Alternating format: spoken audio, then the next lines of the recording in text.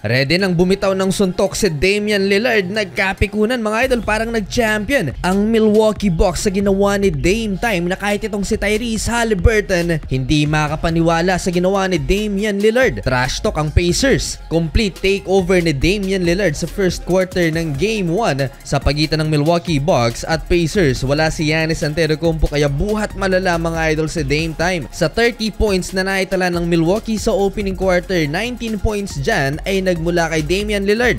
Nagpakawala ng 3 3-pointers at inangasan ang bench ng Indiana Pacers. Pumatol din sa kanya ang injured na si Benedict Mathurin at ginantihan din ng trash talk si Lillard. Hindi pa gaanong kumakana si Tyrese Haliburton, 4 points pa lang so far. Leading scorer nila si Pascal Siakam. Last 1 minute sa assist na to ni Damian Lillard kay Pat Connaughton. 4-point play mga idol, na-hype si Giannis at syempre mga idol hindi mawawala si Thanasis Antetokounmpo. Lalo pang dumagungdong ang arena sa 3-point buzzer beater na to ni Damian Lillard. 30-21 lamang ng 9 points ang Milwaukee Bucks led by Dame Time. Second quarter, napakaganda ng ball movement ng home team. Bobby Portis Jr. kumana 8 points na so far habang nasa upuan si Damian Lillard. Nag-breakdown offensively and defensively ang Indiana Pacers kaya umabot ng 19 points ang lamang ng Milwaukee Bucks. Napipiko na si Coach Rick Carlisle sa official mga idol.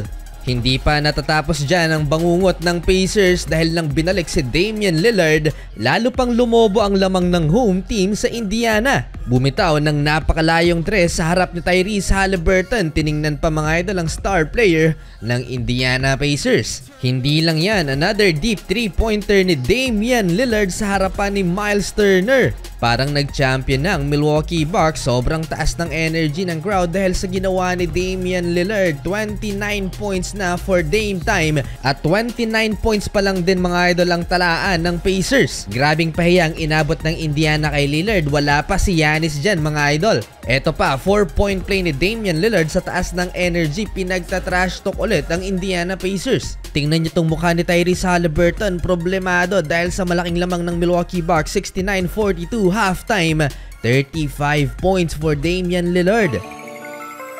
Full charge yata ang relo ngayon ni Damian Lillard, hindi makakapag-anga si Tyrese Haliburton. Third quarter in control pa rin ng Milwaukee Bucks, nagkapikunan pa sa pagitan ni Andrew Nembhard at Damian Lillard. May history pa naman din ang suntukan ng dalawang team na to sa tunnel ngayong season din. Kaya anumang pag-escalate ng tensyon ay pwedeng mauwi sa malaking gulo mga idol pag nagkataon. Tuloy ang laban, second leading scorer si Chris Middleton so far with 16 points, shooting 70% sa field. Last 3 minutes, 7-0 run ng Indiana Pacers, baba sa 14 points ang inahabol nila mga idol. Showtime pa sana si Damian Lillard sa handles niya na to, mintis nga lang ang 3-point step back mga idol. Natapos ang third quarter, 12 points na lang ang hinahabol ng Pacers, 83-71. Kinakabahan na ang Bucks fans pero andyan si Bobby Portis Jr. to stop the run. Bumalik sa 20 points ang lamang ng Milwaukee Bucks, 97-77, at hype na hype sa bench si Damian Lillard. Halfway lamang ng 22 points ang Milwaukee Bucks, parang pinoprovoke ni Bobby Portis Jr. na magalit itong si Tyrese Haliburton.